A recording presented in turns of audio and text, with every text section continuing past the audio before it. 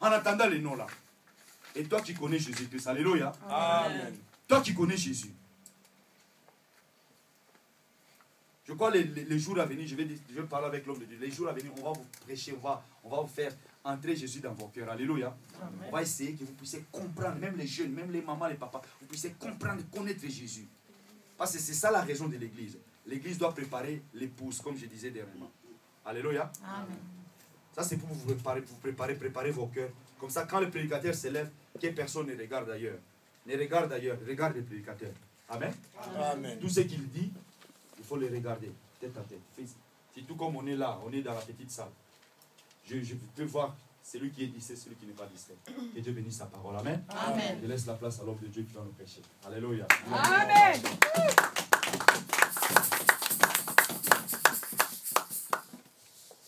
Amen. Amen. Nous allons prendre nos Bibles directement.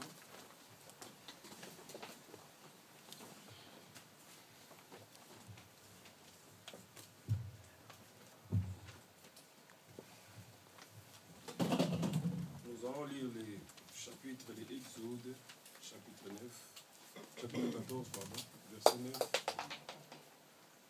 jusqu'à 16.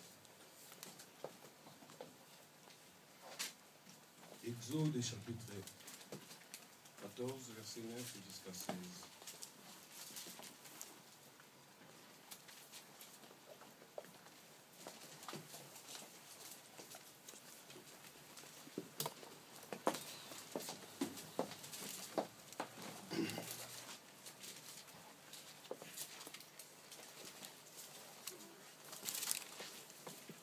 Exode chapitre 14, verset 9 jusqu'à 16.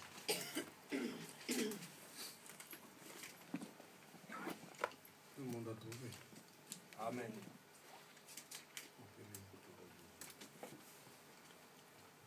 Nous lisons sur Exode chapitre 14, verset 9 à 16. Les Égyptiens les poursuivirent, et tous les chevaux, les chars de Pharaon, ses cavaliers et son armée, les atteignirent campés près de la mer, vers Pi-Habiroth, vis-à-vis de Baal-Tchephon. Pharaon approchait, les enfants d'Israël levèrent les yeux, et voici les Égyptiens étaient en marche derrière eux. Et les enfants d'Israël eurent une grande frayeur et crièrent à l'Éternel. Ils dirent à Moïse, n'y avait-il pas de sépulcre en Égypte, sans qu'il soit besoin de nous mener mourir au désert?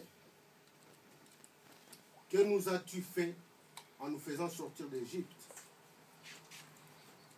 N'est-ce pas là ce que nous te disions en Égypte? Laisse-nous servir les Égyptiens, car nous aimons mieux servir les Égyptiens que de mourir au désert. Moïse répondit au peuple, ne craignez rien, restez en place et regardez la délivrance que l'Éternel va vous accorder en ces jours. Car l'Égyptien que vous voyez aujourd'hui, vous ne les verrez plus jamais. L'Éternel combattra pour vous et vous gardez le silence. L'Éternel dit à Moïse, pourquoi ces cris? Parle aux enfants d'Israël et qu'ils marchent. Toi, lève ta verge, étends ta main sur la mer et fends-la. Et les enfants d'Israël entreront au milieu de la mer à sec. Parole du Seigneur. Amen. Nous allons prier. Seigneur notre Dieu, merci pour ce temps que tu viens de nous accorder. Je crois dans tout mon cœur à ta présence. Et je crois, Seigneur, parce que tu es là. Le Dieu de la parole, le Dieu de la prophétie. Toi qui es derrière ta parole pour l'accomplir. Bénis ton Seigneur, Seigneur. Je recommande ces moments précieux entre tes saintes mains, Jésus. Laisse que ton esprit, Seigneur, m'ouvre, mon Dieu, dans cette salle. Que ton esprit, mon Dieu, contrôle nos âmes, nos esprits, ainsi que nos corps, Seigneur de gloire. Et que ton esprit, Seigneur, notre Dieu, Seigneur, traduit, Seigneur, mon Dieu, ta pensée, mon Dieu, dans nos pensées, Père Saint, dans nos esprits éternels, Dieu Tout-Puissant, pour ta gloire. Et j'ai réduit en silence toute puissance qui n'honore pas ton nom, Seigneur. Je coupe toute communication, mon Dieu, des mondes et des ténèbres, Seigneur de gloire. Et j'arrête, mon Dieu, je suspends toute activité qui n'honore pas ton nom, Seigneur. Dans le nom de Jésus-Christ, Seigneur. Père, merci parce que tu es bon. Laisse que ce moment, mon Dieu, te glorifie encore, Papa. Dans le nom de Jésus, j'ai ainsi prié. Amen. Amen. Amen. Amen. Amen. Bon dimanche à tous. Amen. Nous sommes vraiment heureux, nous qui sommes ici, parce que c'est Dieu tout-puissant, c'est Dieu d'amour, nous a accordé encore ce beau temps. Amen. Amen.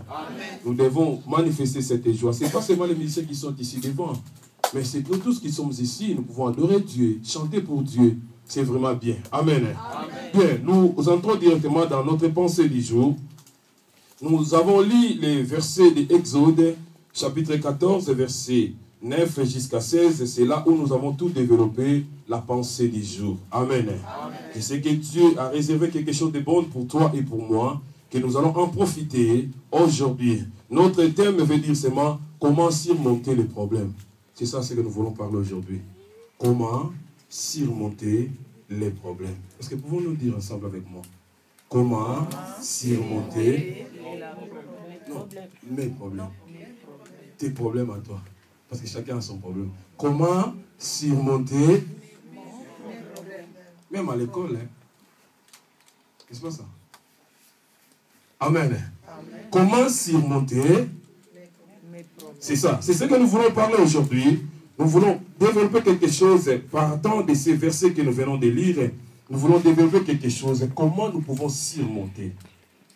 Alléluia. Amen. Comment pouvons-nous trouver la solution à tout problème qui nous survient? Comment pouvons-nous atteindre les niveaux élevés? Comment pouvons-nous résoudre les problèmes qui nous entourent? C'est ça ce que nous voulons parler. Ce que nous venons de lire maintenant, la Bible nous parle des enfants d'Israël. Les enfants d'Israël qui étaient quelque part en Égypte, ils étaient des esclaves quelque part. Mais leur esclavagisme était prophétique. C'est Dieu qui avait prophétisé, c'est Dieu qui avait parlé qu'il devait être quelque part pendant un bon temps. Et ce temps était bien déterminé. Parce que quand Dieu parle, il accomplit.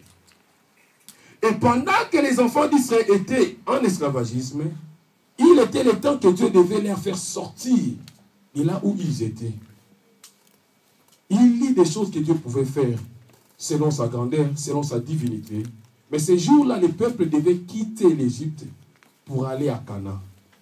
Mais la Bible dit ceci, pendant que les Israélites quittaient, pendant que les Israéliens, permettez-moi de vous dire les Israéliens, parce qu'il y a une différence entre Israélites et Israéliens. Amen. Amen. Pendant que les Israéliens quittaient, la Bible dit, en cours de route, il y avait Pharaon qui s'est souvenu d'eux. Il dit, je ne peux jamais les laisser passer, aller. Pourquoi? Parce que si je les laisse passer, il y aura plus de gens qui viendront pour nous servir. Et Pharaon était derrière eux pour les suivre. Et pendant qu'ils continuaient leur marche, la Bible dit, ils élevèrent leurs yeux et ils regarda Pharaon qui venait avec sa cohorte. Et quand ils regardaient Pharaon, ils avaient su que Pharaon venait pour les tuer. Et devant eux, il y avait la mer encore qui les attendait. Et ces enfants d'Israël commencèrent maintenant à parler à Moïse. Dit à Moïse, nous t'avions dit, Moïse, nous t'avions dit, laissez-nous servir les Égyptiens. Laissez-nous servir les Égyptiens. Quand il y a un problème, le langage change. Laissez-nous servir les Égyptiens. Est-ce qu'il n'y a pas de sépulcres en Égypte? On pouvait bien nous enterrer là-bas. Mais voilà, nous sommes ici devant la mer. Et derrière, il y a Pharaon. Dieu a entendu ces cris. Il dit à Moïse, mais pourquoi tous ces tumultes? Pourquoi tous ces cris? Pourquoi tous ces cris? Dis aux enfants d'Israël, de se taire. Il y a des moments où Dieu intervient dans nos situations. Alléluia. Mais les problèmes dans nos vies, qu'est-ce que nous pouvons définir comme problème? Un problème, c'est quoi? C'est un incident. Parce que personne ne cherche des problèmes dans sa vie. C'est un incident, quelque chose qui nous arrive brusquement, qui peut arriver par ignorance. Un problème peut nous arriver par ignorance. Il y a d'autres problèmes, nous-mêmes, nous le cherchons, sans savoir ce qui peut être au retour dans notre vie. Amen. Amen. Donc, les problèmes sont des faits et qui particuliers qui peuvent nous arriver dans notre vie. C'est vraiment important Comme Israël s'est retrouvé ces jours-là,